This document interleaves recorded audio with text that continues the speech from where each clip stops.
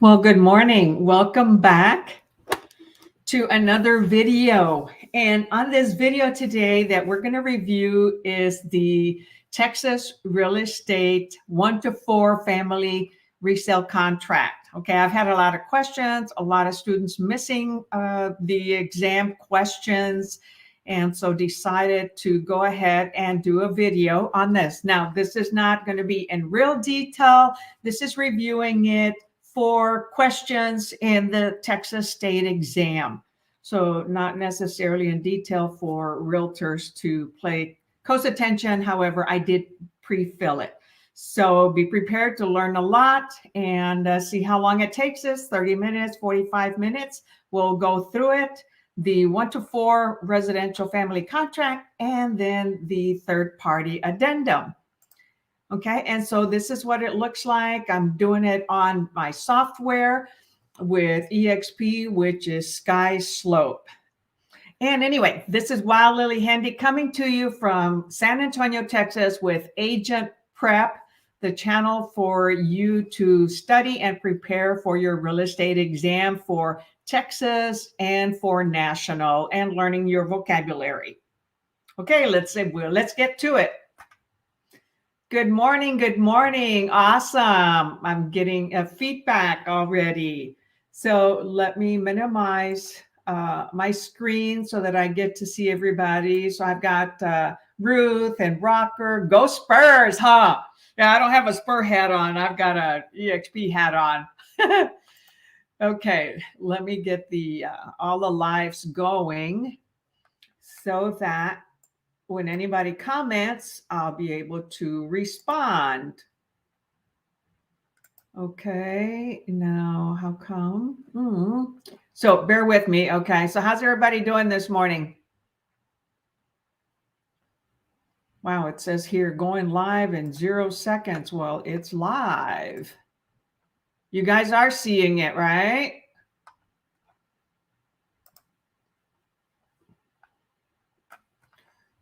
Oh, here we go.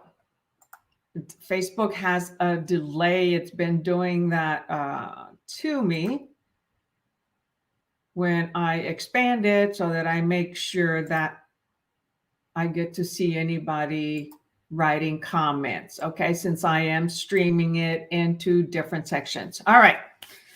So get ready for the Texas real estate sales exam. It's actually the resale. Okay. And this is the one that if you went to Champion, it's included in the Champion Prep book.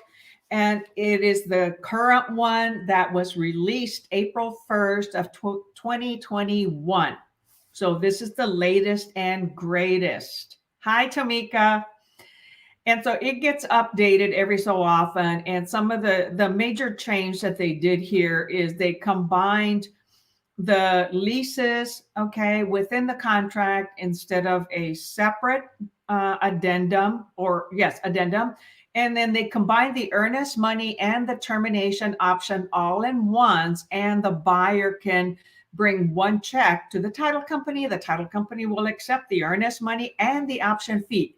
Prior to that, we would have to have the buyer create 2 checks, one for the earnest money, one for the option fee, deliver the earnest money to the title company, and deliver the option fee to the realtor's office that represents the seller.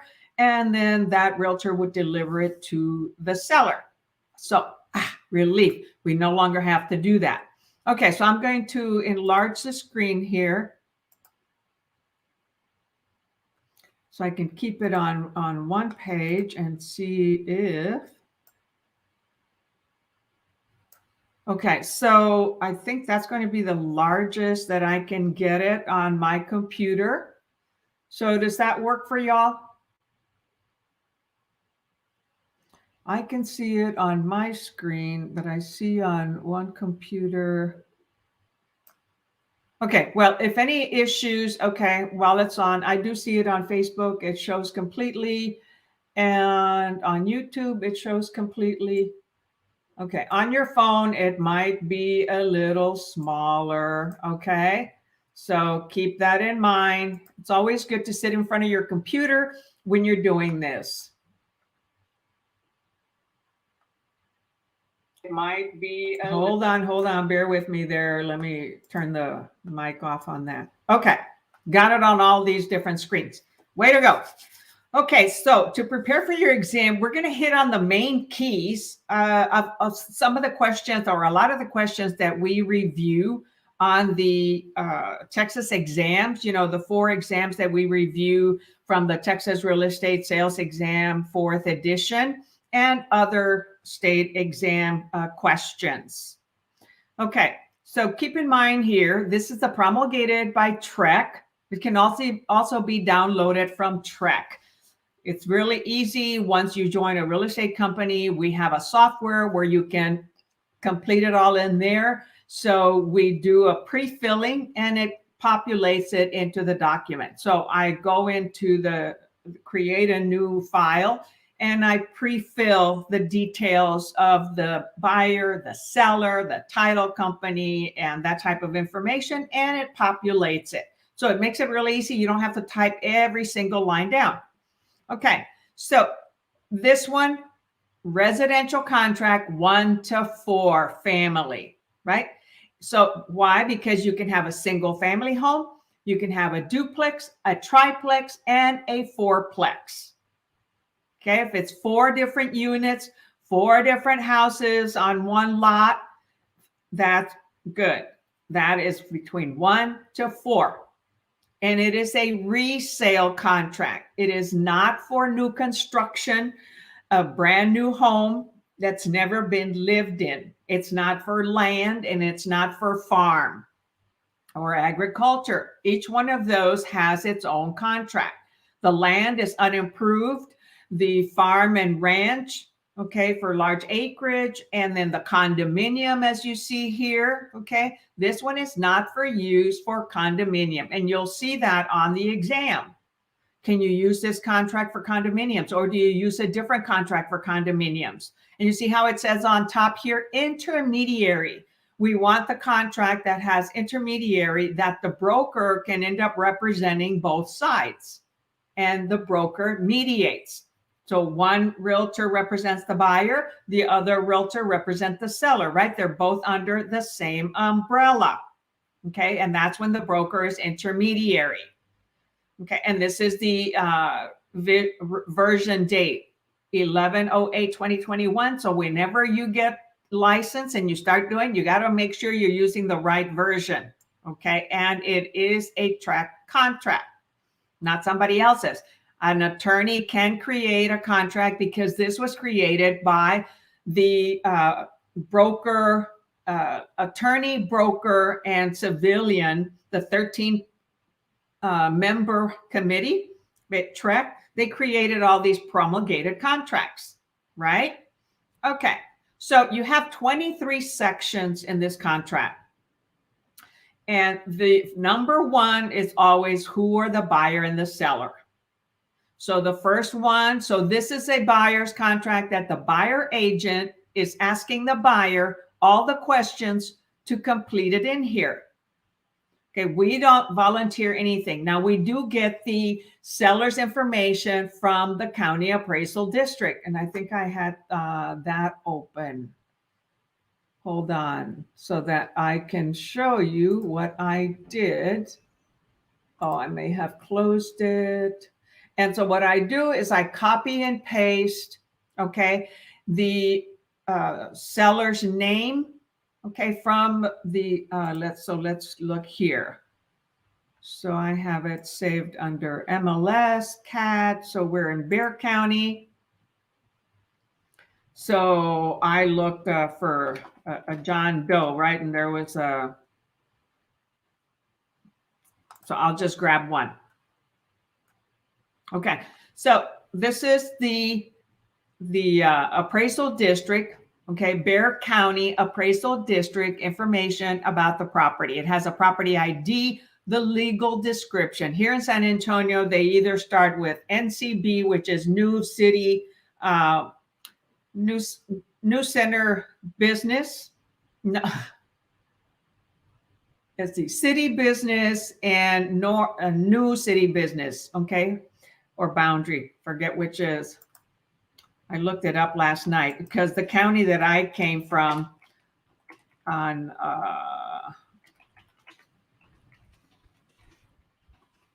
it didn't have that. It just starts Bear County Appraisal District. What does it mean?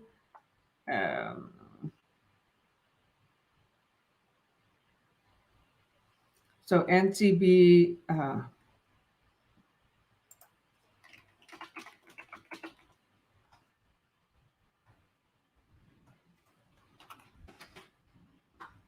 you see, when we don't know something, we look it up.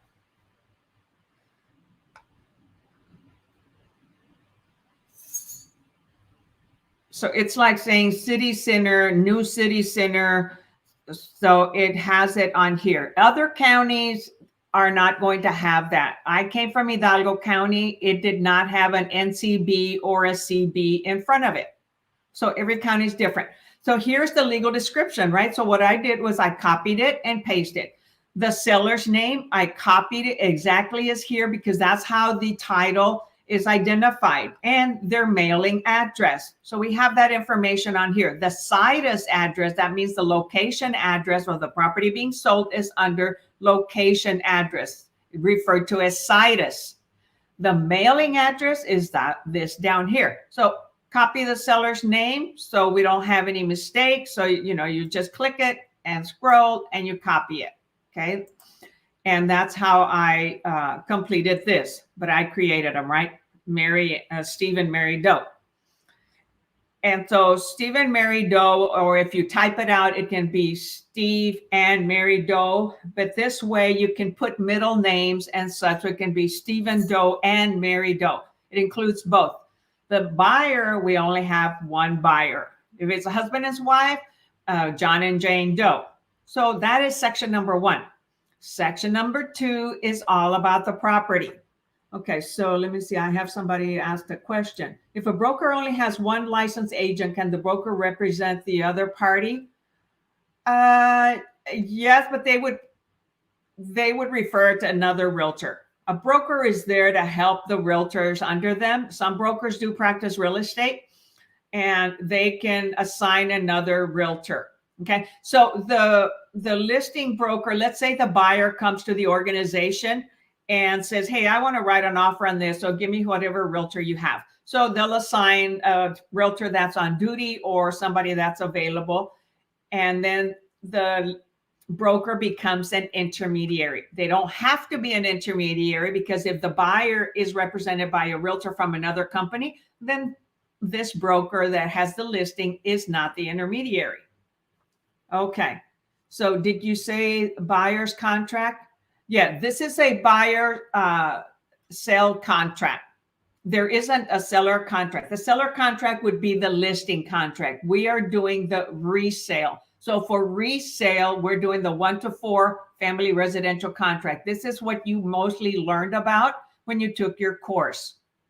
Okay, so yes, we call it a buyer's contract, but it's a 1 to 4 family residential contract, which the buyer agent will complete for the buyer when they are representing the buyer. If they're not representing the buyer, then the realtor is not going to represent them. They're going to be a sub-agent. Here in Texas and most brokers, they're going to want you to do a buyer's rep agreement. Therefore, you now represent the buyer. If you're the listing agent and you're writing the contract for the buyer, then you're representing the listing broker is the listing agent is representing themselves. The buyer is representing themselves. We educate them and we disclose that I represent the seller, and so I cannot represent you, do any advice, any counseling, any guidance on offers. I can provide you with public information, CMAs, and that type of thing, or we can have a realtor assigned to you.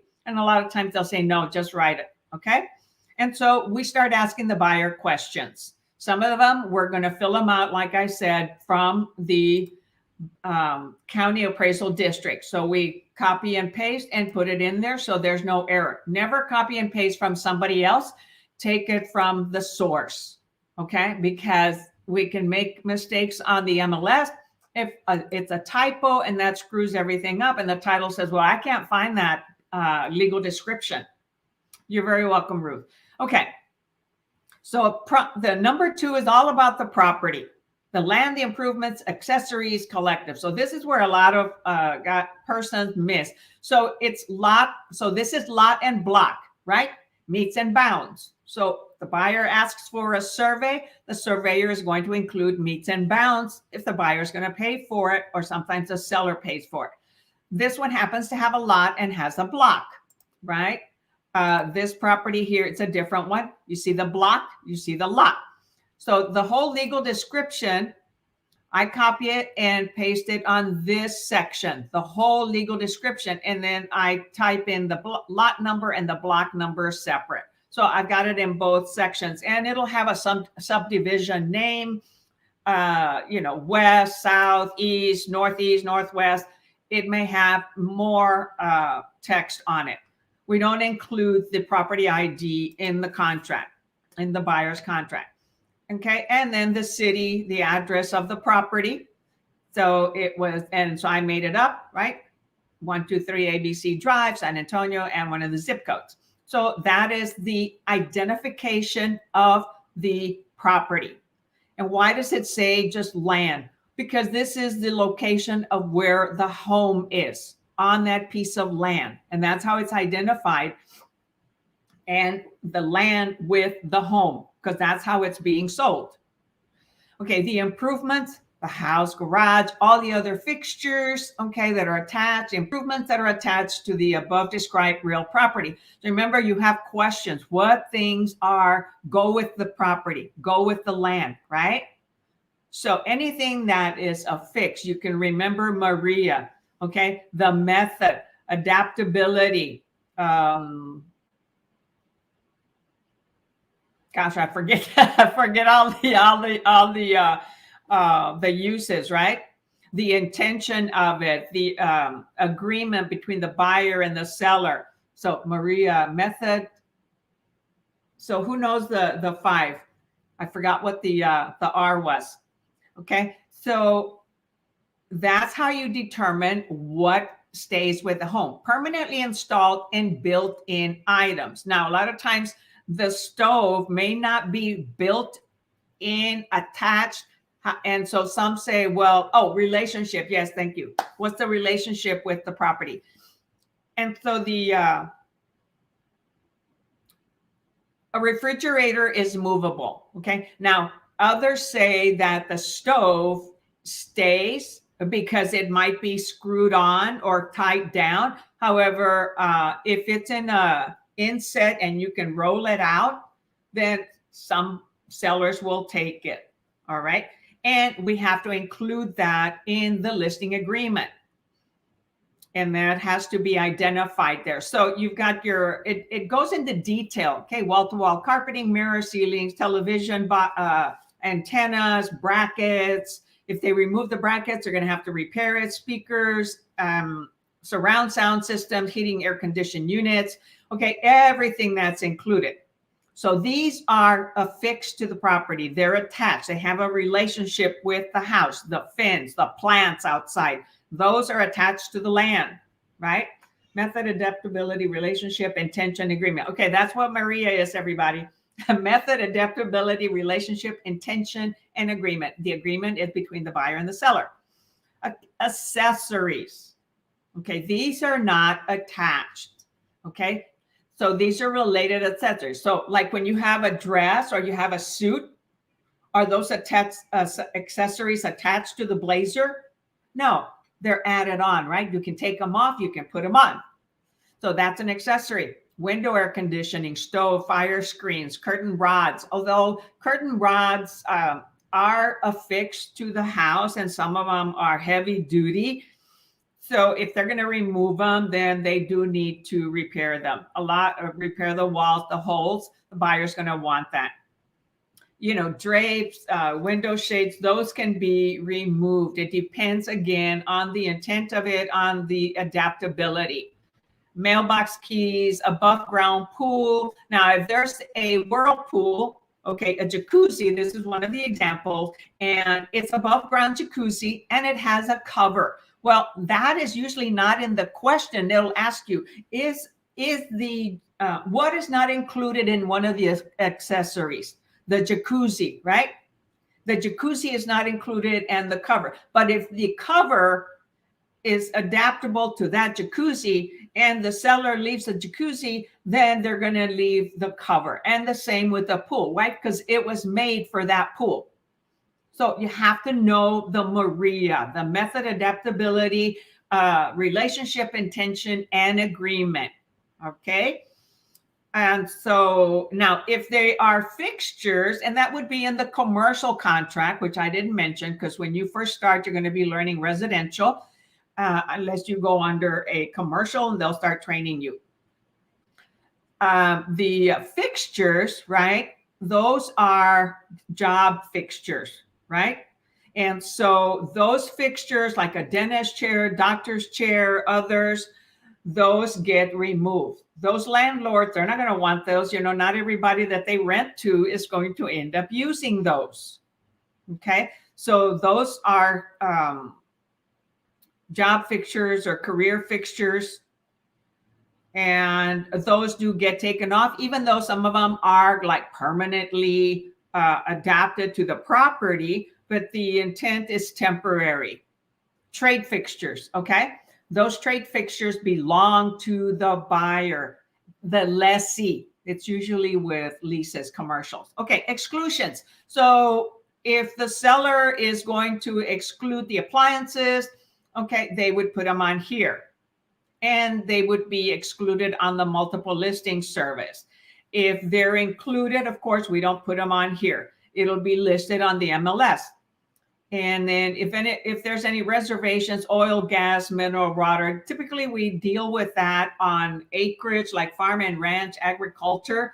I have never dealt with oil, gas, and mineral water and timber within a 1 to 4 residence. However, it could be a 1 or 2 acre, and that's still considered 1 to 4 residential. And then on a commercial or a farm and ranch, it'll have a section that deals with that, whether they're 100% owned, whether they're going to convey them or not. Okay, then section 3. So now any questions on the property section? Because I'm going fast. It's a lot of material. I may have to do it in 2 sessions. Okay, nobody has any questions. All right, let me look in the other one. Okay, no questions there. Nope. Okay. So the third one, okay, the sales price. Okay, so this property, oh, I forgot to add a price here. So let's say their loan is, if they're going to do 10%, then the loan is going to be $490. Okay. And that totals to $500,000. So the cash portion of it, $10,000. This is a 10%, 20% down. So let's say they're going to do a conventional loan. 20% down is $10,000. We do a third-party financing. You got to click the box. Okay, I already have it clicked. Then you type in the loan amount, okay, which will be 80%, $490. That doesn't sound right.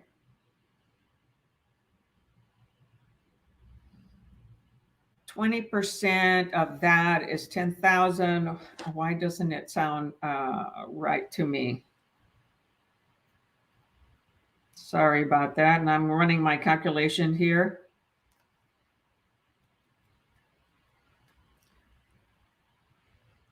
Oh, sorry. 20% is 100,000. 100,000 down, right? And then because 8 times 5 is 4. There we go. All right. So 20% down is 100,000. 20% of 500 is 100,000. The balance that the lender is going to finance is 400,000. And people have been doing that now and sometimes paying even more, and even cash deals. So if it's a cash deal, you only complete line A and line C. and do not check anything here. If it's a seller financing addendum, then you check seller financing. Loan assumption, I've never dealt with one, then you would click on here and add the appropriate addendums. Okay, section 4, this is one of the sections that they changed, okay, and moved it in here in case they are leases. So they've got tenants, and so that has residential leases, fixture leases, okay, so like trade fixtures, or like an alarm system, okay, satellite systems. Those are fixtures that are attached to the property but can be removed, and other natural resources, oil, gas, entrance. So the seller has to deliver a copy of those natural resources and any leases that they have within a certain amount of time. And the buyer, let's say, can terminate here within 7 days if the seller doesn't deliver. Okay, so page number 2. So that was section 1, 2, 3, and 4. Okay, that's on page 1. So who's saying hello, Lily? Hi, Asil. Thank you for joining, you all. So for anybody who just came in, we're doing the Texas 1 to 4 family residential contract, the resale. It's an existing property that's been lived in with an intermediate. So this is a contract that you learned about when you've been studying for the Texas, to get your Texas real estate license. So section 5 is all about the earnest money and the termination option period, right? The option period is where the buyer is going to ask for so many days to do their inspections, right? And so you put in the capital title information. So you see the address up here populates on every page. You want to make sure that that's included in every page. You could be asked that. And then the capital title, typically whoever's going to pay for the title search is who ends up selecting the title company. A lot of the listing agents will put on the MLS, hey, prefer such and such title. They'll include the officer name, and then we put the address on there, and 1% earnest money is typical. Oh, and this should be not $10, but $100 for the option fee. Oh, sorry. That is 0. No additional earnest money. Okay. So initial earnest money, if they're going to put more, there we go.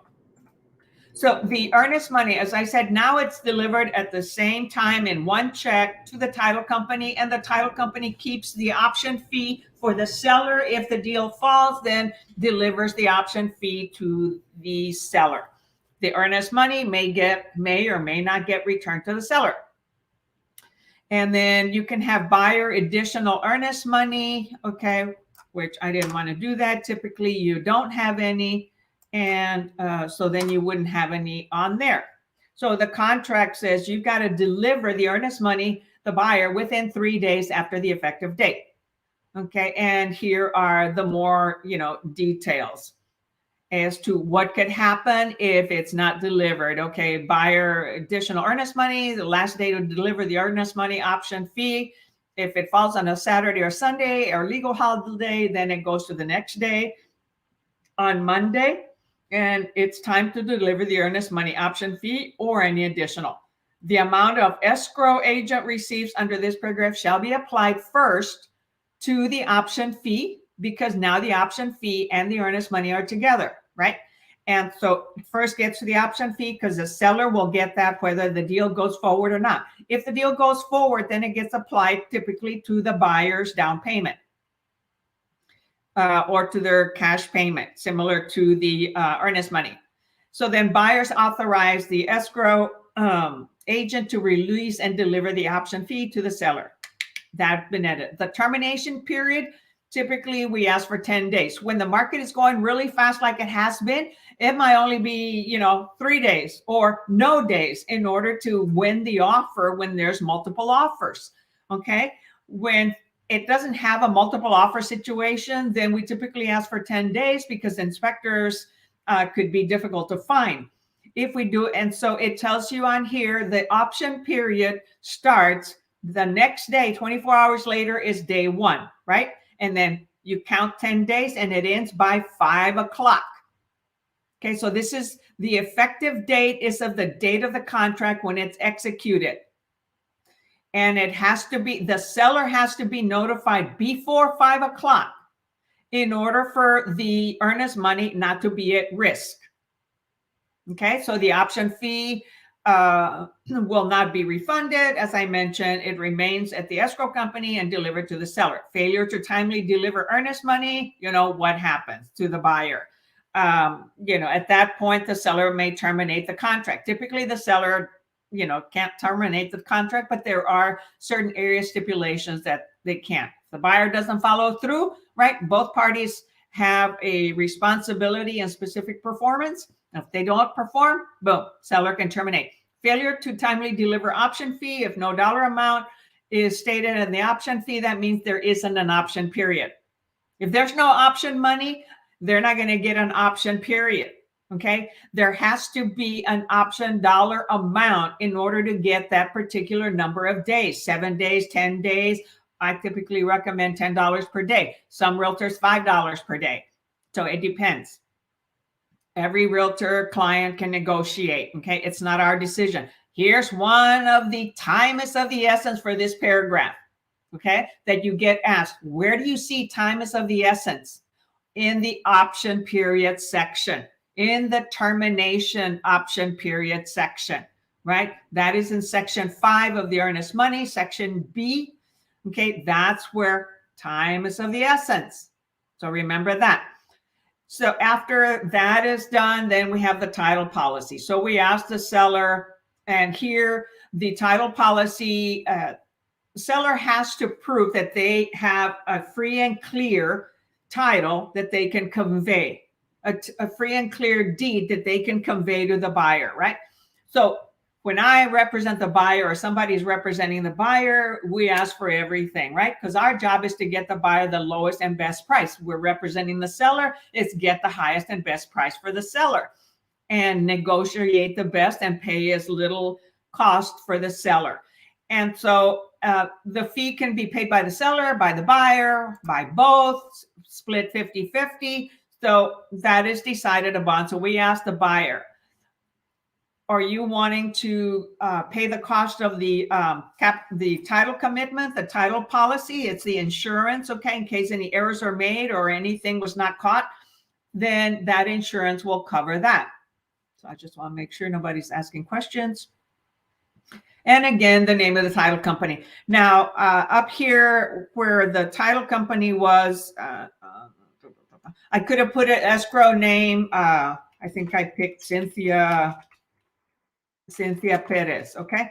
If there's a lot of escrow officers, then you can put the escrow officer's name in there. Sorry about that. That's not required, okay? And not going to be on the exam, I don't think. Okay, but you want to know your remedies. If somebody doesn't deliver, doesn't perform, who's paying for the title policy? It depends. It's negotiable. Okay. And then what's covered in the title policy? Okay. It insures the buyer against loss under the provisions of the title policy, subject to promulgated exclusions, including existing building and zoning ordinances and the following exceptions. So you review all these exceptions here. Utility easements, liens, judgments, anything like that is going to show up in the title commitment that we get. It can be 5 days, 10 days, 20 days, depending on the property and if there's any issues with the title. Some title companies, it can take a while. And so then we ask if there's a difference with the boundary lines, encroachments, or overlapping. Do they want that amended? If they don't want it amended, then we click will not be amended or deleted from the title policy. If the buyer does want it amended, then we click that for shortages in area and ask who's going to pay for it, buyer or seller. Okay. And any other exceptions. Then the commitment is delivered within 20 days and sometimes earlier, especially if we're going to close in 14 days, then when the title company is going to put a rush on it and boom, get it out. And every single page has to be initialed by the buyer and the seller. Of course, this is the buyer doing it. They're presenting the offer. So the buyer is going to initial every single page. And the commitment, the buyer then has, see here, If the commitment exception documents are not delivered to buyer within the specified time, the time for delivery will be automatically extended up to 15 days. Okay, so the contract says here within 20 days that the title company will deliver it. And that's coming from the seller. Okay, the seller has to deliver a title commitment to the buyer. And it can be at buyer's expense. So seller shall furnish to buyer commitment for title, policy, insurance, and at buyer's expense, legible copies of all the restricted covenants. So if you're in an HOA, the covenant, the HOA bylaws, and all that other documents, it cost my seller on a condo $550. Man, that's a lot of documents. And it includes a certificate for a resale. We're not talking about a condo here, but it could have an HOA. And then section C, the survey. So is the buyer going to want a survey? Since it's an 80-20, it may not require it. It's up to the lender, but more than likely, yes, because they're going to insure 80% of the loan. I mean, 80% of the property value, right? And so we'll say within, if the seller already has a survey, we ask to deliver within a specified number of days, okay, after the effective date. And what is that? The date it was executed, after everybody has accepted, after everybody's been notified, the last person that received the notification executes the contract. If seller fails to furnish the existing survey or affidavit, it's the T47, right? Affidavit T47. Within the time prescribed, buyer shall obtain a new survey at seller's expense no later than 3 days prior to close. So if I represent the seller, okay, and then it'll ask on here, boom. So company or buyers, company or buyer's lender, buyer shall obtain a new survey. Who pays for it, seller or buyer? Okay, if for some reason seller doesn't do it. Now, if the buyer says, hey, I'm going to pay for the survey, then you put here within, usually we give them, it can be 15, 20 days because it can take time. The lender is going to approve the buyer first, then the appraisal, and then finally the survey. So 20 days, 25 days, and the buyer is going to pay for it, or a new survey is going to be done on here. Section D is any objections to the title commitment, and you want to review all this. There's a lot of different, I haven't really seen much of that in the questions for state, but it'll ask you, for what type of use, residential, farm and ranch, whatever. You want to make sure that the buyer that you're helping and the property that you're showing them meets their needs, that they're going to live on it. Title notices, this is all the legal information that is standard to all the 1 to 4 residential documents.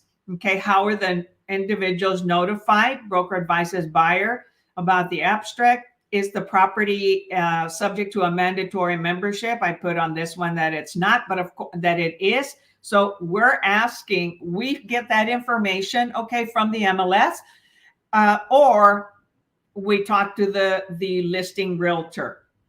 If we know it's in a subdivision, we Google it and we find it on there, get the address and such. So there's that property association requires. So here in bold, you want to make sure you review that. You're obligated to pay assessments to the property owners association. So there's going to be an association dues, right? And some people don't want to deal with association dues. However, there are many. Any failure to pay the assessment could result in enforcement of the association's lien on and the foreclosure of the property. You may own a beautiful property. If the association fees are not paid, they can foreclose. Okay, and then the property codes. And then if buyers concerned about these matters, the TREC promulgated addendum for property subject to mandatory. So we include that addendum also, and I'll get that to the bottom, as the HOA form, because I did click what property is in a mandatory membership association. Therefore, we have to include the TREC promulgated addendum, right? And all these addendums go with the purchase contract, the 1 to 4 resale contract. They are part of the contract. You can't exclude them. You're not totally protecting your client.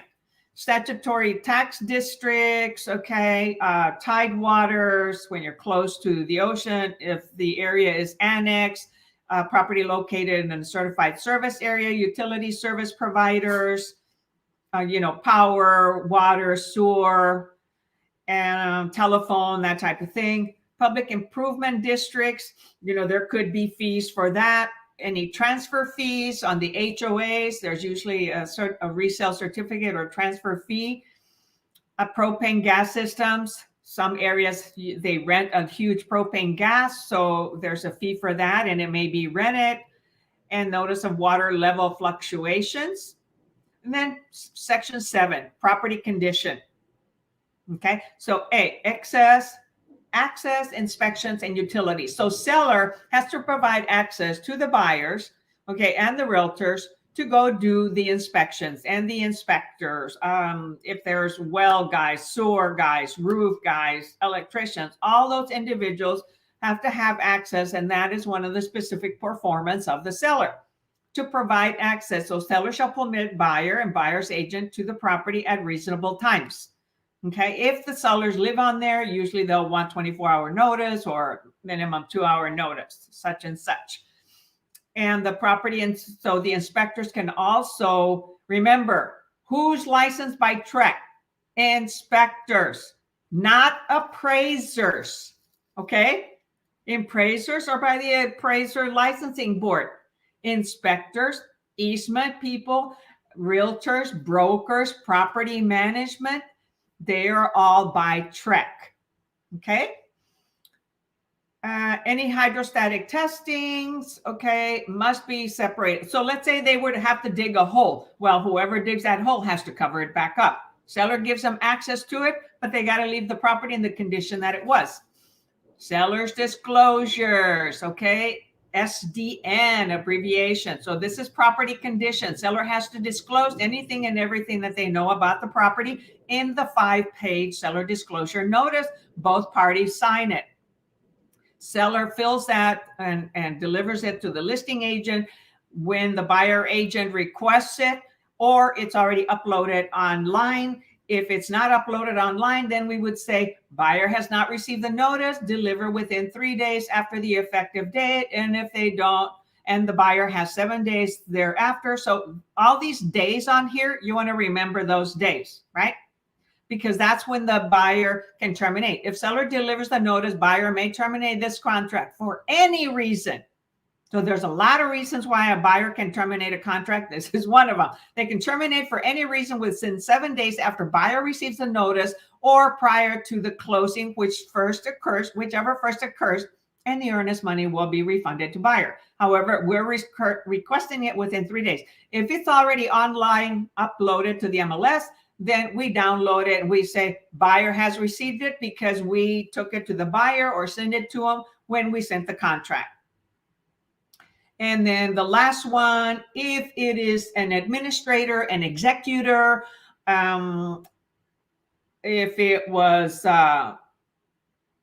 somebody that hasn't lived on the property and is exempt, okay, from doing a seller's disclosure, then we would do section number 3, section B number 3, okay?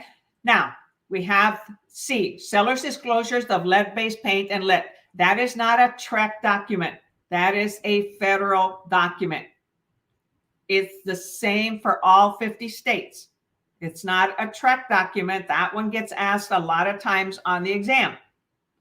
So the lead-based paint and lead-based paint hazard is required if it's what? Old prior to 1978, right? Right. Okay.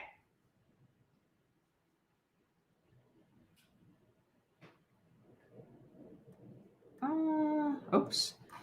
Sorry about that. Took me way back.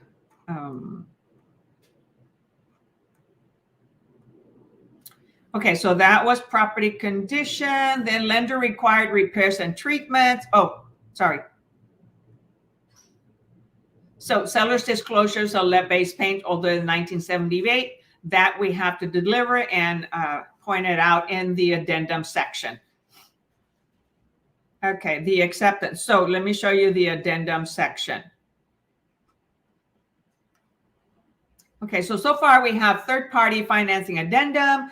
We have the addendum for property subject to mandatory property, owners association, right? Let's see, we don't have any oil and minerals. No, it's not an offer that the buyer has to sell theirs.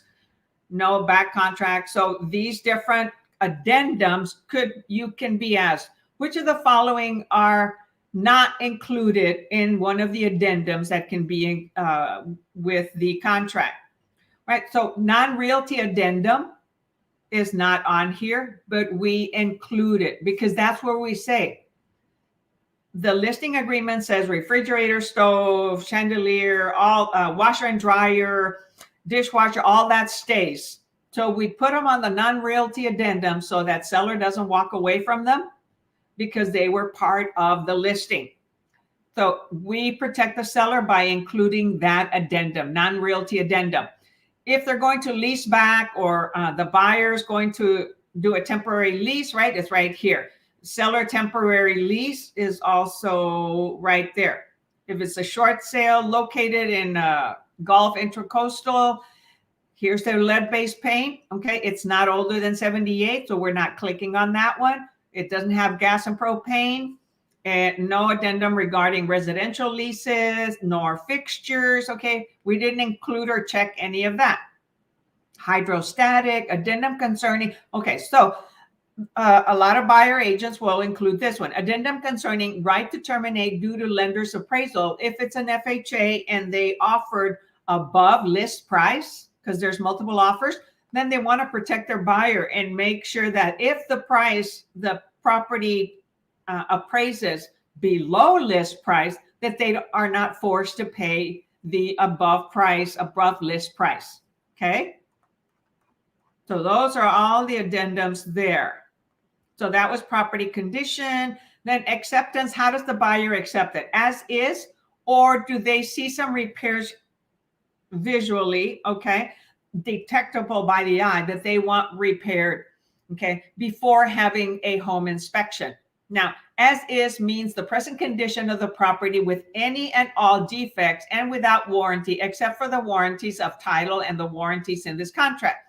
Buyer's agreement to accept the property as is under paragraph does not preclude buyer from inspecting the property under paragraph 7A from negotiating repairs or treatments in a subsequent amendment or from terminating. So even though we say as is, seller wants to sell it as is, buyer can still ask for repairs or terminate the agreement. It's another way to terminate the agreement if it's after during the option period, okay? If it is lender repairs that are required, that happens after the termination period, the option period, okay, and that's negotiated later. So then we would select here. Typical, it's buyer accepts the property as is unless it's an investment property or something that they're going to put a lot down, but they want seller to do certain things because they're giving them a good price. Lender required repairs and treatments. Okay, the buyer can terminate if they're over 5% of the sales price. Buyer may terminate the contract and the earnest money will be refunded. That's another out for the buyer. These are contractual contingencies on here. Now, the one as buyer accepts the property as is provided at seller's expense, seller shall complete the following specific repairs. Let's say the shower door is broken and they see that there and they're not going to last for a lot more. They'll say, hey, I want you to replace this shower door. Okay. So it's contingent on them replacing that shower door. Yes. And so lender required repairs.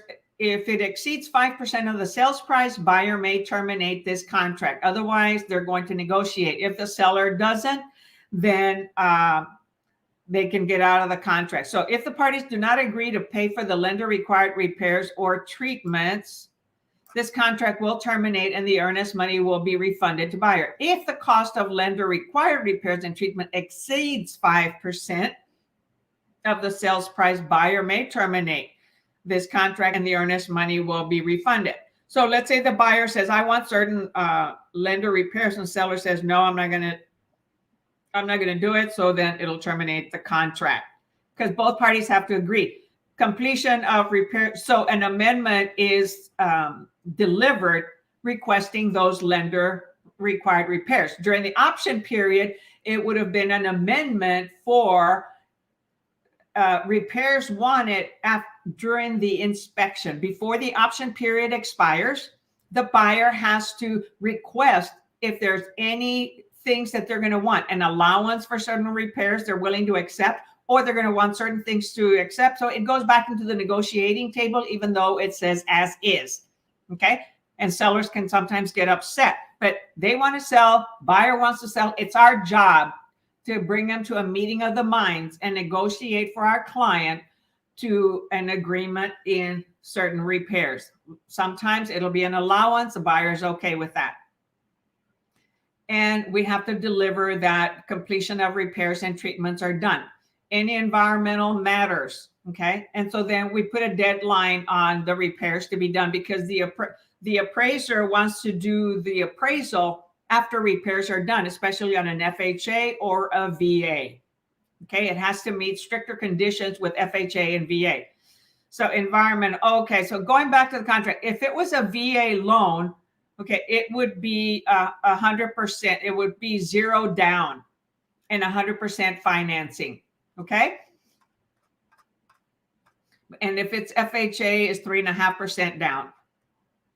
All right, so environmental matters, residential service contract. A lot of buyers represented by buyer agents are going to be advised, hey, request from the seller a residential service contract. That's the home warranty contract. And it can be as high as $605 for the premium one that'll include the AC replacement, whether the condenser and the forced air unit are matching, then it'll replace it.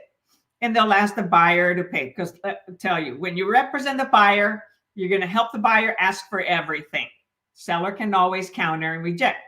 So buyers will select a certain one, or the seller, since they're paying it, you know, they might already have a company they deal with. The purchase of a residential service contract is optional. Okay, it's not required. Similar coverage may be purchased from various companies. Okay. Then the broker and the sales agent. Is either agent part of the transaction, related to the transaction, investing in it? Is he acting as a spouse, parent, child, business? We have to disclose that. Are we a business partner? Okay. Is our partner buying it and we're not disclosing that? If our partner is buying it, we have to disclose. So here it says, Texas law requires a real estate broker or sales agent who is a party of the transaction or acting on behalf of a spouse, parent, child, business entity in which the broker or sales agent owns more than 10%, or a trust for which the broker or sales agent acts as a trustee, or of which the broker or sales agent or the broker or sales agent's spouse, parent, or child is a beneficiary. We must notify the other party. Broker fees, all obligations of the party for payment of broker are contained in the separate written agreement.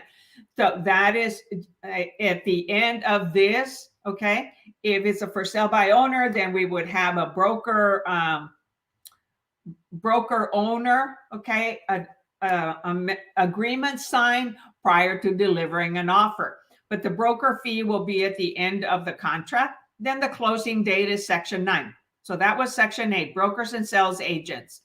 And so the listing agent pays the buyer agent whatever percentage was written on the selling part of the MLS. So 2%, 3%, 2.5%, that'll be written down at the bottom. So that'll be the listing realtor paying the buying broker. So the listing broker pays the buying broker, not the seller. Seller is paying the selling broker. Selling broker pays the buying broker for bringing a ready, willing, and able buyer. The closing. So the closing date, we find out, representing the buyer, we talk to the lender, we find out, hey, they're pre-approved, right? Everything, you've done the application. It's just not a pre-qualification. It's an approval. They've delivered all the documents. They filled out an application. They ran the credit score. And they ask them, how many days do you need? 30 days. Can we do it in 20 days? Yay or nay? They say nay. Okay, 30 days. So I just took 30 days from today or something similar, right? We're the 15th, February 15th. Some loans do close quicker. Others can, loans from banks can close up to 45 days. So it's a closing on that or within 7 days after the objections made under paragraph D.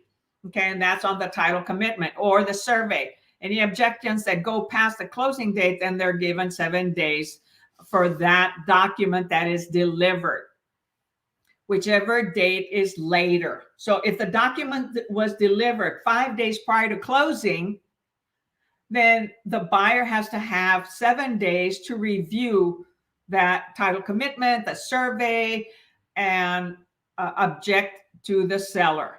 So it could pass the closing date. If either party fails to close the sale by closing, the non-defaulting party may exercise the remedies contained in paragraph 15, going later. So at closing, so what happens? Seller executes the general warranty deed conveying title to the property to the buyer and showing no additional exceptions. Okay. So that's where seller signs the warranty deed. Who signs the warranty deed? Sellers sign the warranty deed, not the buyers, only the sellers.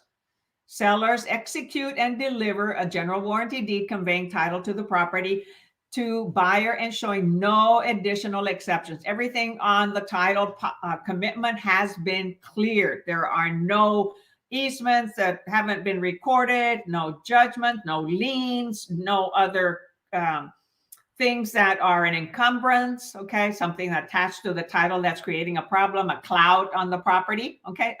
A cloud on the title or cloud on the deed.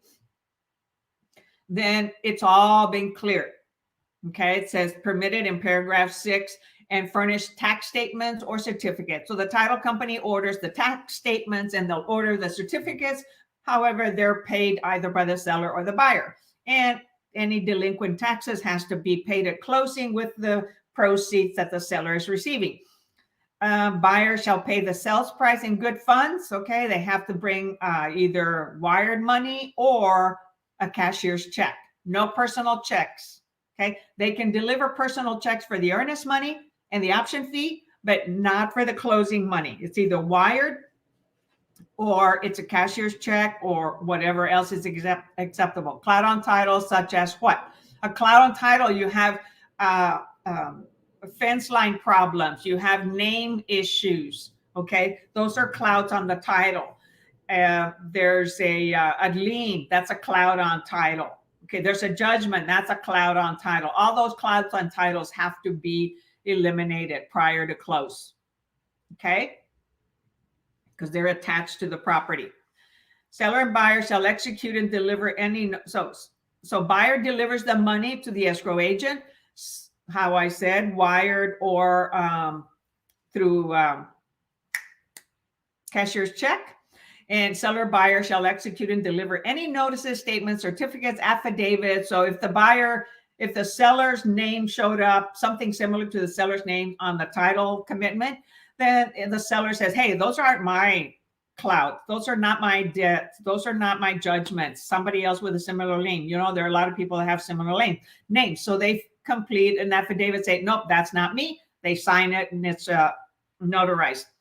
You know, loan documents have to be paid. All that is received by the title. There will be no liens, no assessments, nothing that is owed in order to transfer it. So then section 10, buyer takes possession. Okay, buyer's possession is upon closing and funding. And it doesn't mean they're going to get the keys when they go and sign. Because when the buyer delivers the money, sometimes the seller will sign later. So now the title company, the escrow officer, has to have all the signed documents from both sides. All the documents are sent to the lender underwriter. The lender underwriter approves and says, okay, you can release the money and you can pay everything. So we usually wait for the title company to call us and let us know, okay, it's cleared, it's funded, okay, upon closing and funding and the approval of the underwriters for the loan. And if there's a temporary lease, it would be checked on here, either a seller temporary lease up to 90 days, right? Or a buyer temporary lease for up to 90 days. Consult an insurance company prior to ownership for insurance coverage. Okay. So the absence of a written lease or appropriate insurance cover may expose the parties to economic loss. Any smart devices? Now we have a lot of smart homes, right? In addition to smart phones. Special provisions. This is where we can write a comment like buyer will do a final walkthrough 24 hours prior to close. Why? Because there is no addendum. In other states, yes, but there is none. 12, settlements and expenses. Here you want to, this is where the buyer is going to ask for expensive, and I meant to put on here $5,000, not $50. So here, if it's an FHA or a VA, the buyer is going to ask for seller to contribute towards their buyer's closing costs. And this is where they would ask for that.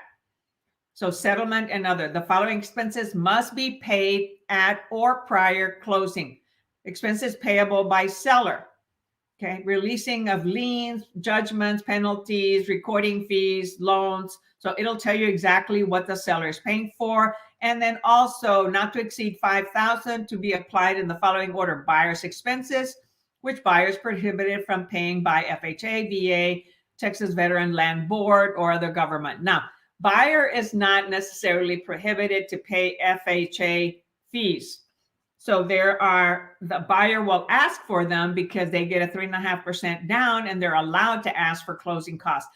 So we always, as the seller agent, we advise and educate the sellers that a lot of buyers are going to be bringing FHA offers. If they don't want to do any FHA or VA, then we say cash or conventional loan only. And that has to be specified on the listing agreement.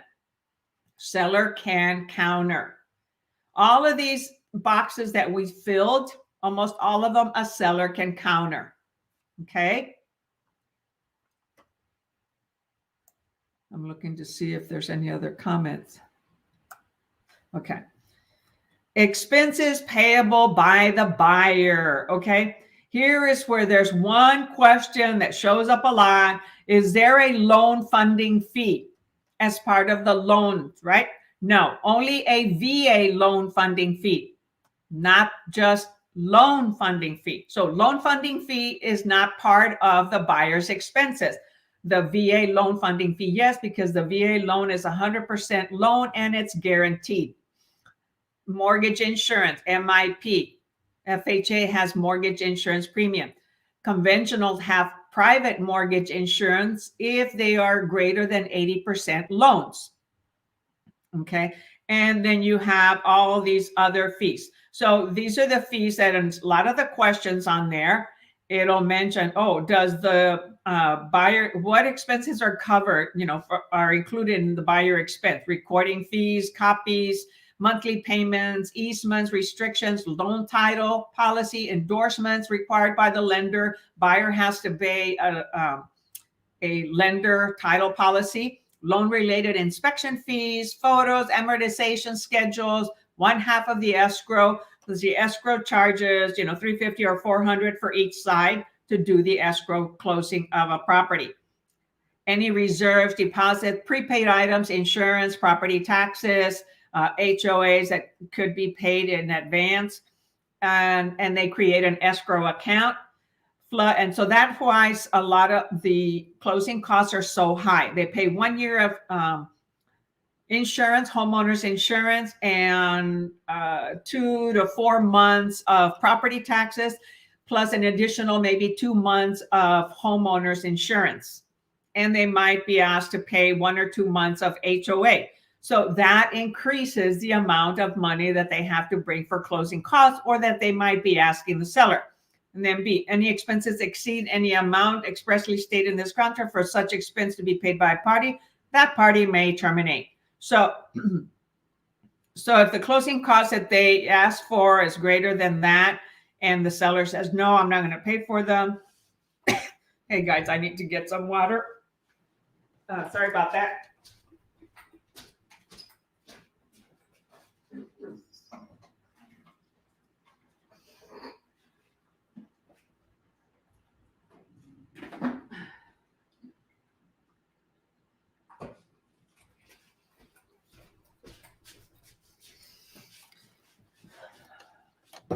Okay, so another section where they can terminate proration, section 13.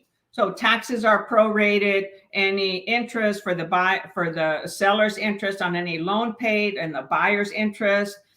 So property taxes, HOA, if there's any leases, if there's any deposits, all that is prorated at closing date. Seller pays for the closing date, right? Up to the closing date. And so the seller will pay for from January 1st to the closing date for property taxes. The buyer will be given a credit, and that buyer will pay the whole year when it's due. Okay, there's a question here by Heyman. Is it very common for the sellers to pay a percentage of the closing costs? How often? It happens a lot, Heyman, here in Texas, especially with the demand of homes. Okay, and the low interest rates, and the majority of buyers buy with FHA. You know, there could be 60%, 50% FHA loans, you know, another 10, 20% VA, and then cash and conventional. And so, yes, it's very common on an FHA loan. On a VA, the buyer is not supposed to pay any. They can, and maybe included in the loan. There are some, you know, if that's not very common. And so if the seller wants to sell and they don't have multiple offers, they don't have a very big leg to stand on. So it's always good to try. Well, your job is to do the best that you can to get the buyer the lowest and best and least money out of the pocket. You've got a buyer that doesn't have a lot of money to put down. They're going to need help. Okay. A first-time home buyer down payment assistance. There's also some grants where those grants will pay up to $5,000. Okay, and certain loan companies will do it, but of course they'll help you, but then they'll also want you to refer them some other business, because on those they don't make much money. Okay, so yes, very common to ask for closing costs. When we have multiple offers, sellers have not had to accept closing costs. VA loans, I had a VA seller that I wrote 5 offers. 3 of them, we asked for closing costs. They all got rejected because they had so many other offers that the seller took one without asking any buyer closing costs, no inspections, no, waiving a lot of the surveys, which is scary. I mean, the appraisal, which is scary.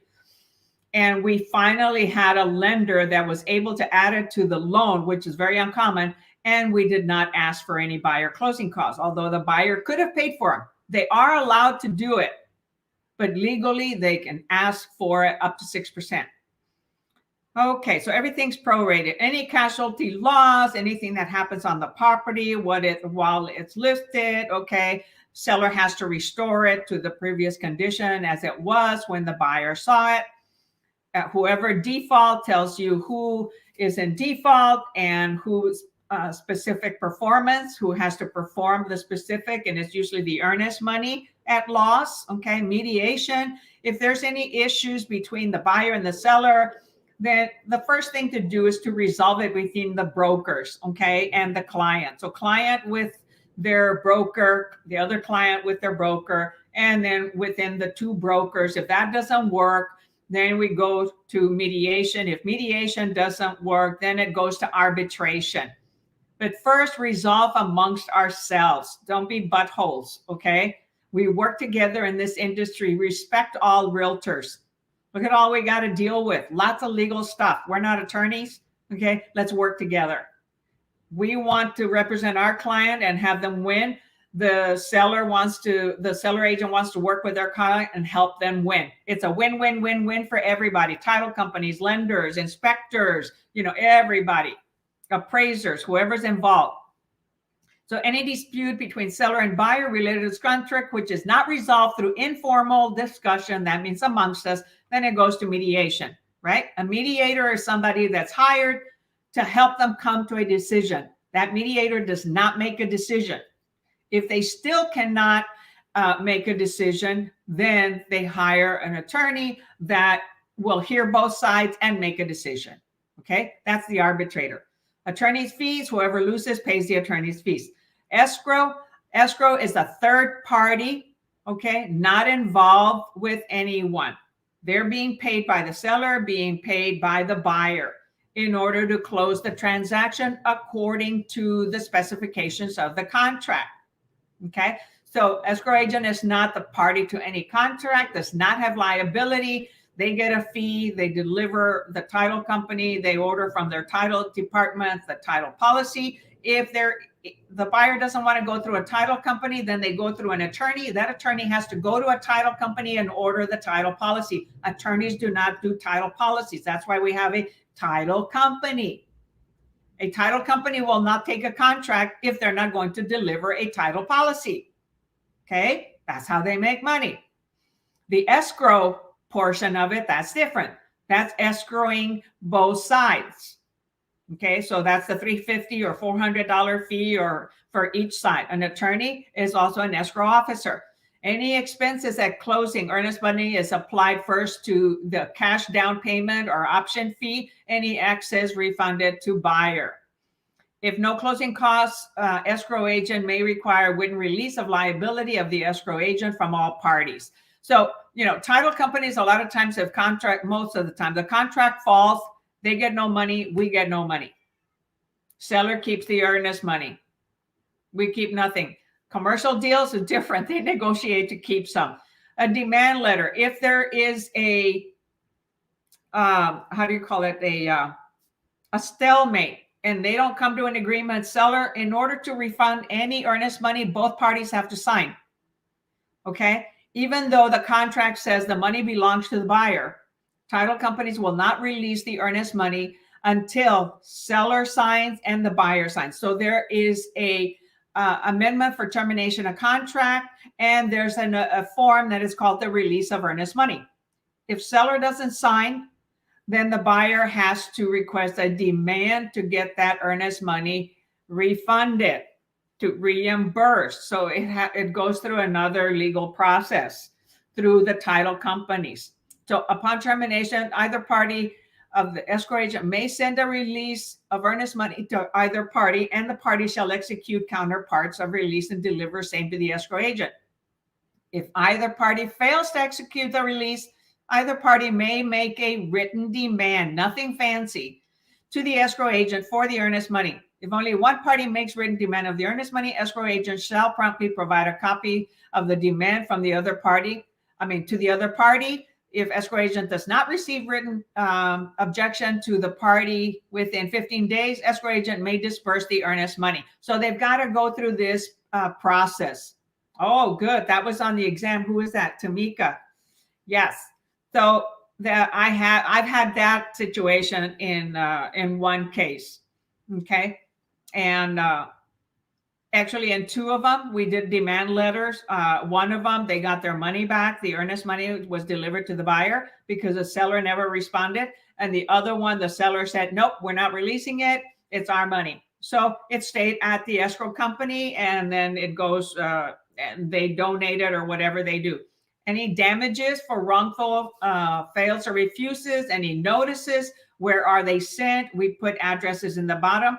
Representations, all covenants, representation, warranties in this contract survive closing, so they continue. We keep everything confidential. If any remember, when under contract, we don't share the contract price with anybody. Only the listing and the buying broker and the clients know. Nobody else, no other realtors. You don't tell anybody. If somebody says, oh, but you're my best friend, I'm not going to tell anybody. They're a realtor. What if the deal falls and they've got a buyer? Now they know what the offer was. Okay, so let's see. So the question, so there was one on the exam about the demand, right? The answer I went back and forth with. Either the broker had to notify all parties in writing. No, the title company does, because the title company has the earnest money. But the broker can, guide the buyer in writing, or they can advise them to go to an attorney to write that demand letter. The buyer can just write a demand letter, says, hey, I demand the earnest money on this particular property, this legal description for such and such date for this reason. Okay. And then that will be delivered to the other party by the title. It says, or the broker has to notify the title company. Yes. The broker has to notify the title company or the buyer. Okay, whichever client, the seller or the buyer. Okay, we are not attorneys. We are not there to write the legal letter for them. That is not our job. We would be doing a legal attorney's job. Which one of these would be the best answer? We guide them. We say, hey, you've got to write a letter, deliver it to the title company. Okay, because we do not want to get involved in a legal situation. I've been told to back off in the past when I was in Oregon because I got too involved in protecting my clients. Okay, the broker can get involved and notify the title company. Okay, we go to our client and to the broker. Okay, and my broker in Oregon says back off. Okay, because I was fighting for them. However, they ended up getting their property back because they lost it. It got foreclosed after they bought it. Buyer lied, a seller lied on an affidavit. Okay, but it is the responsibility of the buyer to or the seller to deliver that demand letter. And you know, if they're afraid of writing it themselves, some people are not. They can go to an attorney, and it's a one-page, one-paragraph, okay, letter. Any federal tax, if there's a foreign person as defined by IRS, okay, then that foreign person may be liable for federal tax. I mean, a foreign tax. Okay, and it could be 15% or something. They have to talk to an accountant. If seller fails to deliver an affidavit or certificate of non-foreign status to buyer, that seller is not a foreign person. Then buyer shall withhold from the sale proceeds an amount sufficient to comply with applicable tax law and deliver the same to the IRS. And so it is done at closing by the title escrow officer, right? Okay, and so in this section, so we inform the title companies. I have heard many presentations from the title companies. Okay, please, who do we send notices to? Because now we can mail them, we can email them. We don't text them. They don't text them. So if they have to send the title policy, I mean, the title commitment or the tax certificate or certificate of sale, where do they send those? To an email address, they can call them, or a mailing address. Some realtors don't like to do that because one client will call the other client, and they should not be doing that. That's why we're representing them so that we do it. I included because the broker, the title company vice president told me, Lillie, it helps us to be able to inform them. Now, if we don't include it on here, we can include it on a separate form, and they call it the information form or seller information form. Okay, instead of disclosing it on here and eliminating from a seller contacting the buyer or the buyer contacting the seller. Because remember, all notices from one party to the other must be in writing and are effective when mailed to, hand delivered at, or transmitted by fax or electronic transmission, being email. Okay, so if we have those, however, we as a buyer agent only deal with our client. The listing agent deals with their client. So we send our documents to the listing agent sends them to us, and then we share with our clients. However, the title company needs to deliver something. Some realtors say, deliver it to me, I'll deliver it to my client. However, you know, what if something happens? So they ask for a seller information and buyer information form to deliver that. Social security numbers, birth dates, exact name.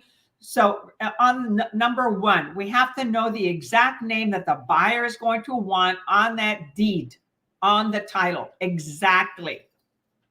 Okay, if they always use first, middle, and last, and that's how they want it, that's what we have to put. Okay, so we already reviewed section 22, agreement of all parties with all the addendums, and whether they're going to have closing with an attorney or not. So instead of an escrow company or title company, if it's going to be an attorney, then it's going to include the attorney's name here and on the section above. Right here, section 5, it would be the attorney's name and their address. But when it goes to who's delivering the title policy, we have to select the title company unless that attorney already has a relationship with a title company, which they typically do. Okay. So I put here, no, a lot of transactions happen with attorneys, but the majority happen with a title company and escrow officer. And remember, the address has to populate every single page on the top. The bottom of every page has to have initials. Both parties have to sign. For a contract to be an agreement executed, everybody has to sign, seller and buyer, not the realtors, seller and buyer, because it's a negotiation between seller and buyer. It's a resale contract from the seller to the buyer. We are the party that is representing them. Okay, and so this is the execution page. Okay, right here, execute it.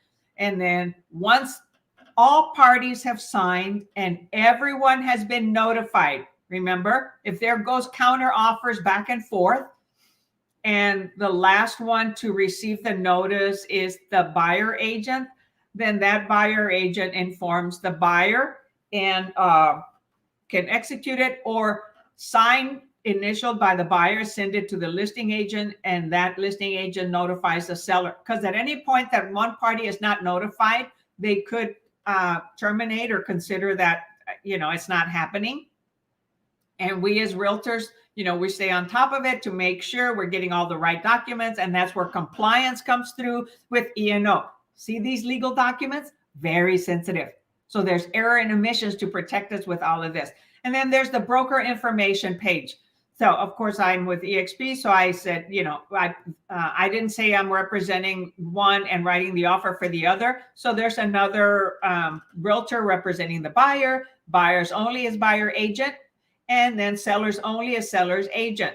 They're both with EXP, right? So there was an intermediary. Oh, wow. Oh, this contract already says intermediary, so we don't have to check a box, okay? Because we have to have approval from both client, seller, and the buyer that they agree to intermediary. So I picked the one that's intermediary, so both have agreed. The buyer is agreeing that if the realtor or the broker is in the same umbrella as ours, EXP, then they're okay with it. We have to have their approval. We can't make that decision. We don't make any of those decisions. The contract, we ask the buyer what they want in all these boxes. We fill it in. The only things we fill in that they don't require initial is the broker information page, legal description, but they can verify it themselves. And we always recommend that they review it, or we give them a copy of the Bexar County Appraisal District form. And so you complete everything, the license number, okay, our email, if we have a team name, our supervisor, the address, and my name and my, I thought I had put it on there, my license number. Okay, you'll eventually have that memorized. If I had written this shouldn't be down here because I'm not writing the offer, but when I put it over here, it automatically populated it. So this down here would not be on there. The only reason this would be filled both. So I'm representing the seller. Okay. However, I am writing the buyer, the contract for the buyer. Okay. Then so here it's going to be, we both are in the same, so seller and buyer are as intermediaries. So if I'm writing the buyer's contract, but I don't represent them, okay, then there is no intermediary. I'm only representing the seller. Okay, the buyer's representing themselves. However, there is a realtor under EXP, both on the same umbrella, then it's an intermediary contract. And then at the bottom of that page, okay, I think that was page 10, we write down the commission, okay? So pursuant to a previous separate agreement, such as the MLS offer compensation of other agreement between brokers, listing broker has agreed to pay other broker. We're the other broker. The listing broker is paying the other broker 3%, whatever is on the MLS. This disclosure is information purposes and does not change the previous agreement between brokers to pay or share a commission. There is another document that can be completed also, an addendum, going into more detail with the commission. And the last page, this one is once it's been executed, okay, everybody's been notified. We put on here the date and the month. Now that contract is ready to go to the title company. The title company knows who the two realtors are, and they'll receipt, once they get the earnest money and the option fee, they'll receipt the option fee. Okay, in what form? Check, cashiers, money order, or wire, and the earnest money, and they sign it and date it and give the file an escrow number. And that's how we end up following the file, and we can include that file escrow number in our contract fold file, okay, on my sky slope. And so now we start loading all the documents. The closing process starts. So we send it to the title company. They receipt it, and it goes to the lender. We can send it in advance to the title company if it's a time is of the essence, and the lender can start doing things. The title company can order the title commitment. Okay, so all that is receipted here, and we deliver that to our to our compliance department. So we had the form third-party financing addendum. I didn't attach the other forms. So these are the two main forms that they ask you things about. So in the third-party financing addendum, you're going to know what type of financing are they using, conventional, and if so, what amount, how many years, interest rate, and for the interest rate not to exceed a certain percentage. That's another out for the buyer. Okay, I can ask a question. Yes, you can ask a question on the survey. Who is that? Hey, Gloria. Ask a question about the survey. Go ahead.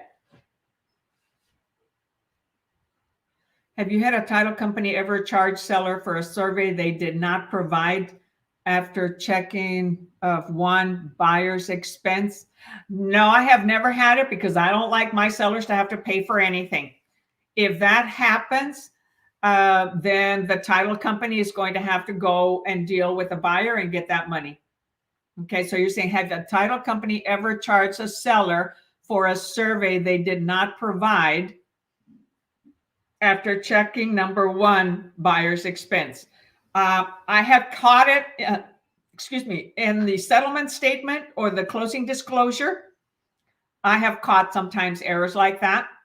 And so that's why we review the settlement statement or the closing disclosure. We get permission to review that in case, we're humans. We make errors. There's nothing to get pissed off about. We're here to work together. You want somebody to chew your butt because we made a mistake?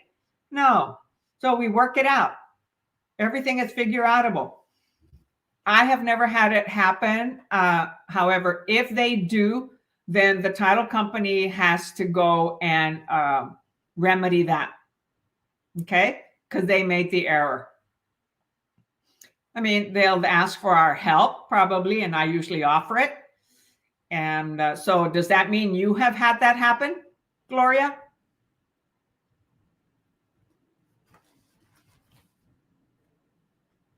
So the question was, has a title company ever charged for a survey to the seller, even though the buyer was supposed to pay for it? I haven't had that incident happen.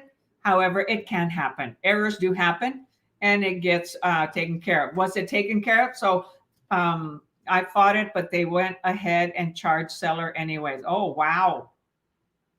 Ooh, wow. I wouldn't have liked that. I would have had the seller chew their rear end, and I would have, but I understand.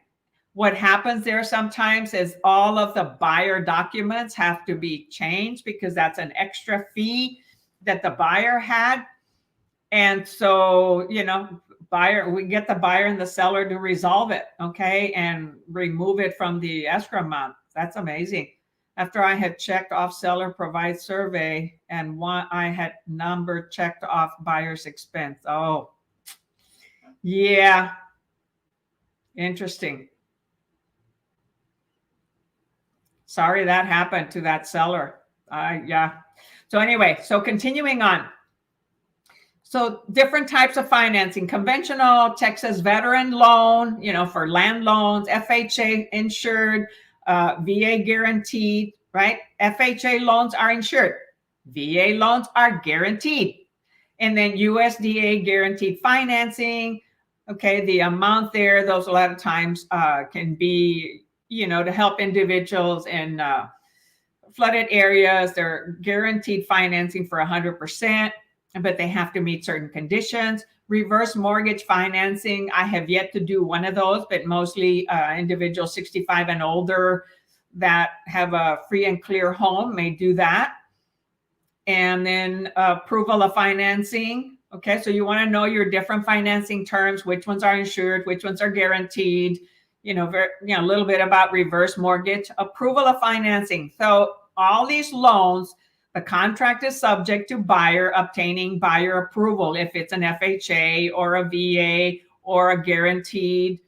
Okay, there's been a time where some realtors forget to click this box, and so if that's left blank, the seller doesn't know which one it is. So seller has to counter, or that it's not caught, and it has to be done. Buyer gets the approval within 20 days, 25 days. Some realtors advise their clients to do it up to almost the day of closing because it's a really iffy buyer. Okay, and right now it's very competitive, so buyers have to be extremely well approved, and not in this situation. Listing realtors will advise their sellers not to wait till the last minute. But I have seen some contracts that they close in 35 days and they put on there up to 30 days after the effective date of the contract. Okay, because the survey sometimes is done the last 3 days. And the survey is part of the final approval from the underwriters. But this is for the buyer obtaining buyer approval. Okay, so the buyer gets the approval, then the home gets the approval, right?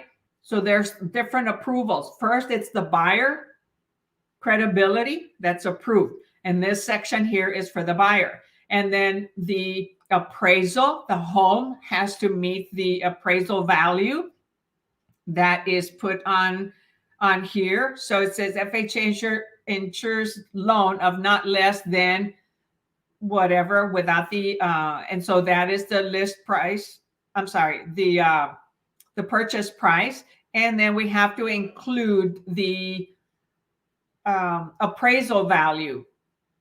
So FHA is going to loan the appraised value, which is the list price, whatever was offered, and they're going to loan 96.5% of that at a particular interest rate, and more than likely a 203B. Okay. So the property has to appraise, okay, at the value. And so that comes down here. So whenever there's a residential loan, then we check buyer approval. Yes, this contract is contingent on buyer approval. Okay. If it's a cash offer, then there wouldn't be a third-party financing. If they're putting a large down and, they don't need to have that, then they would check the second box. The contract is not subject to buyer obtaining buyer approval. And it's not the responsibility of the other realtor to catch the buyer agent's errors. Okay. They can. Being a nice person, okay, they can, but that could be also an out for their seller. So then, right, buyer approval, property approval. If buyer's lender determines that the property does not satisfy lender's underwriting requirements for the loan, including but not limited to appraisal insurability and lender required repairs, right? If it's over 5%, buyer can terminate. Buyer, not later than 3 days before the closing date, may terminate the contract by giving seller notice of termination. A copy of a written statement from the lender that is now required that the buyer did not, that the property did not approve. And so there's that other addendum, right? That if the property does not appraise, they can get out of the contract if they offered above list price. So if buyer does not terminate under this paragraph, property approval is deemed to have been obtained.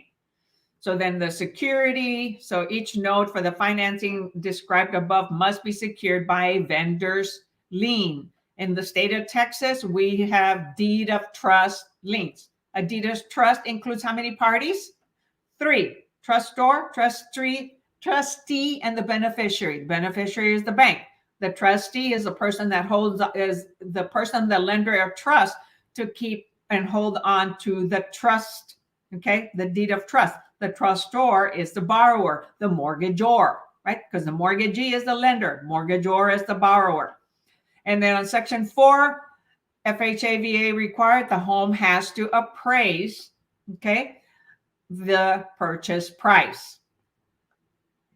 If they're willing to, if they offered way above, so that gets covered in the other addendum. But FHA and VA are going to require, lenders that it appraises at the purchase price, unless the buyer is willing to pay the difference, then they can do that.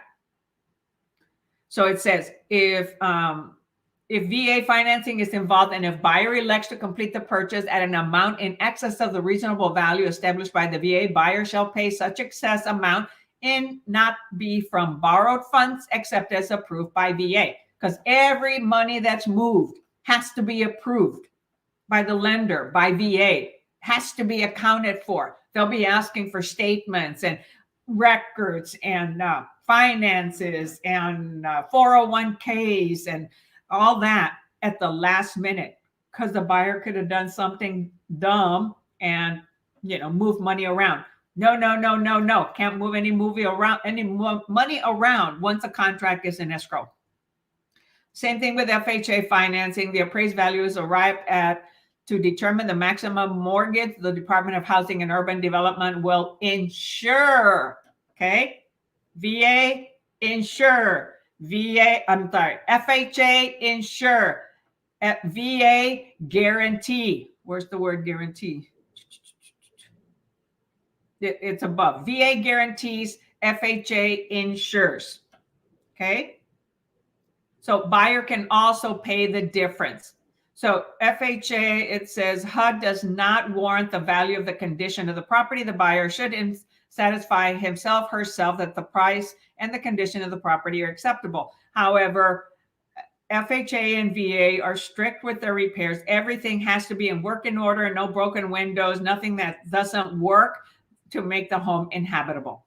Authorization to release information that buyer authorizes the buyer lender to furnish to seller or buyer their representation information relating to the status of the approval of the financing.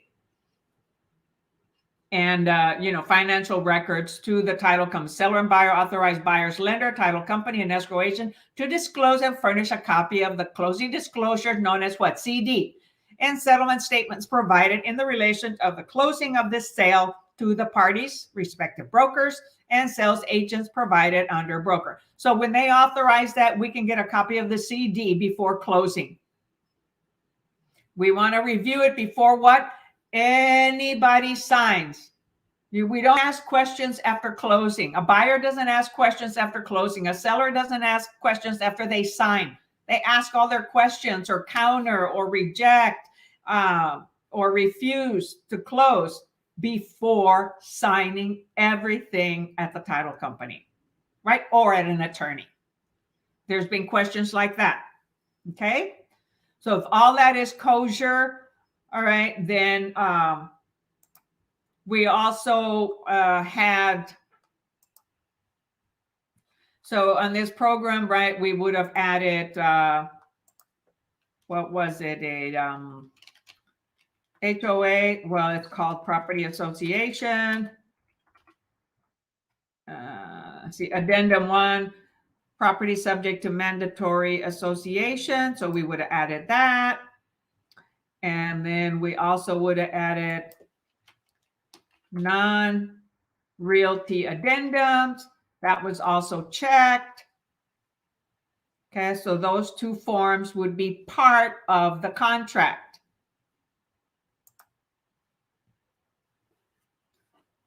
Oh, what the heck happened? How come it didn't add them? Add them. Oh, I have to click next. All right. So it's real easy once you are in the business of doing these contracts, these documents. We have the software that certain companies provide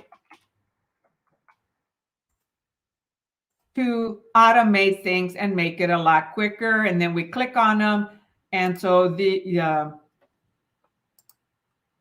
so we had an addendum for mandatory membership. So we end up completing that. Okay. They don't ask in detail about that on there, but they ask about proration. If you need that form, if it's in the addendum section. So yes, yes, yes to all of that. Who pays for what? Oh, put it on another one. Dang it. Oh, it was a different envelope. Sorry. And then the other form was the non-realty item. So if all the appliances were included, washer and dryer, microwave, that they're not permanently installed, family heirloom chandelier, the jacuzzi cover, hot tub, all that would be written on here to make sure that the buyer gets them and that they're there when they do the walkthrough 24 hours prior to closing. Okay, and then once we do the walkthrough, there is a walkthrough form. There is a buyer walkthrough form. There isn't an addendum, but there is a form that they sign. Buyer walkthrough.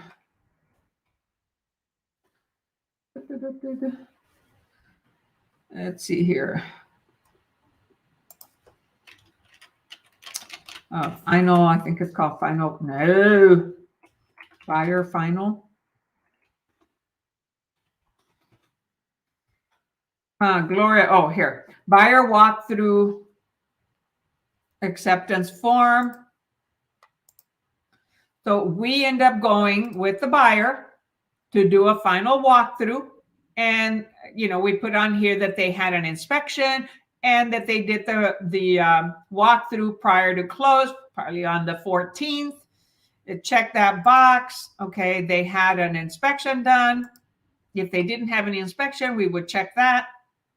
And then both buyers or one buyer signed this. If it's an entity, then it's the name of the entity. That's what would have gone into the buyer. Okay, and then we would prepare them for signature. Okay, so that is it. That was a lot. Boy, it's a long contract. And to prepare you for the exam, there's a lot of information. I was hoping to keep it for an hour. Didn't quite happen. So any questions before we call it a day? Thank you for attending, Gloria. And so any question? Because you can watch this. This is being recorded. It's live. It'll be available on YouTube, on Facebook, AgentPrep channel, YouTube AgentPrep. So when you visit my YouTube AgentPrep channel, please subscribe to my channel. Click the little bell so that you're the first to get notified anytime I upload any video or I go live. You'll get a little alert that I'm going live. If I post it prior to, you'll get an alert that it's going to happen at a certain time. And write a comment, like it. Hey, give us your comments, feedback, anything, any questions that you're interested in. If you have any videos that you recommend that I do that are in demand, then I will evaluate them and create them for you. Okay, that it'll help everyone. So on Facebook, hey, like it, write comments. We're here to help each other. We're a team.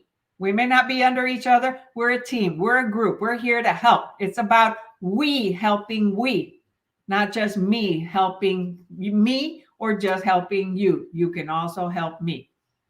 Heyman, you're very welcome. Thank you very much. I hope you all enjoyed this. And you know, it's probably going to take time to go back and review it, review the sections that you see contract questions, go to the contract and review that. Now it's on a video. You can go and see the document in detail and you can slow it down. You can speed it up, whatever you don't want to listen to. Hey, speed it up. Okay. You can go back, rewind it, go forward. That's the luxury about a YouTube channel or a recording on Facebook. Okay, It's not going to meet everybody's needs or anybody's likes. They may not like my style, but that's the way it is. Okay. And I'm getting support. And I love the fact that all of you are here and you enjoy watching my videos to help you pass your exam and also to start building your real estate business, because I have started building some of those. Okay. I've started creating some videos about how to run your business, how to start. I've only done about 3. So it'll be helping you. So there's a question here. I only have the state test left. I'll go through all the videos before I schedule the test. Yes, download there in the Facebook group, not on YouTube. Okay. You're on the Facebook group, Heyman. There's the guides and other exams, vocabulary in the 2006 Texas Real Estate Sales Exam, 4th edition. That is under guide number 3. You can download it and review all the state questions. Some of the questions are outdated because it's from 2006. Okay. So for example, one question says you had 6 months to finish your exam. Well, no, you have a year to finish your exam. Okay. Some of the fees have gone up. Okay. The state contract has changed. So things like that, minor things have changed. So some of the questions on that book are outdated, but I'll tell you what, the majority are awesome. And my students still love it and tell me so. Okay, y'all. So y'all, because you know what, I'm here from Texas, right? So love y'all being here. And I catch you later. Have an awesome Saturday. And until next time, this is Wild Lillie Handy coming to you from San Antonio, Texas, with YouTube Agent Prep and Facebook Agent Prep a group. I have a Facebook group that's private for all of you, so that we keep all our comments to ourselves. You're protected. I check anybody who requests to join. I don't let just everybody go in there. And it's also on my Agent Prep business page. So visit all of them, but especially the YouTube channel, guys. That's how it helps me grow. That's how YouTube will pay attention when you watch it, when you click on the thumbnail, when you subscribe, you click the little bell. YouTube will help promote my video more. And that encourages me to create more videos for you and for we. Until next time, catch you later.